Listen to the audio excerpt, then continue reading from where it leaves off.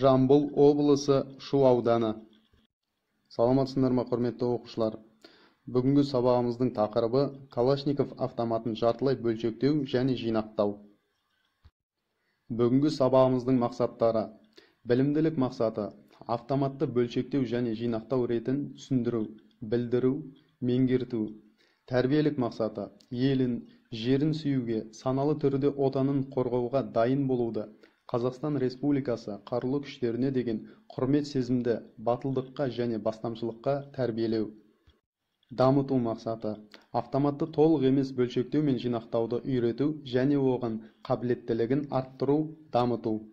Автоматты толық емес бөлшектеу: оқ-жатарды бөліктеу. Оқшантайда патронның бар жоғы тексеріледі. Бұл үшін ауыстырғыш төменге ауыстырылады. Бекіткіш жақтауынан тұтқасы кейін тартылады. Оқшантай қаралып, бекіткіш жақтауы жіберіліп, шүріппе ұрыстық қайтарудан босатылады. Керек жарақпен қоса пеналды шығарып алу. Сүмбіні алу. Автоматтың оңғылық тежеуші компенсаторын бөліп алу. Оңғы қорабының қақпағын босатып алу. Қайтарма механизмді бөліп алу. Бекітпемен қоса бекітпе жақтауын алу. Бекітпені бекітпе жақтауынан алу. Оңғылық бастырмасынан газ түтігін босатып алу.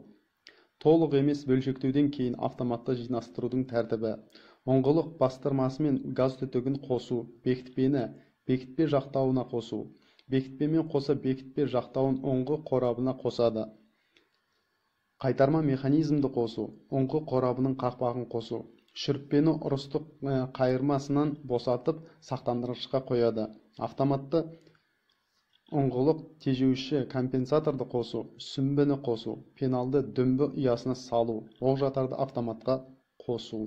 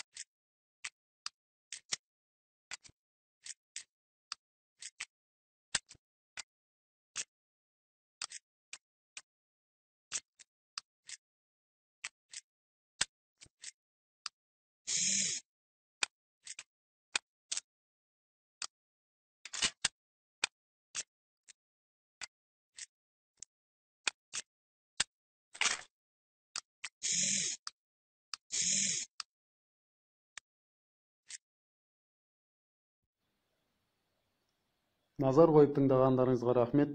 Сау болыңыздар.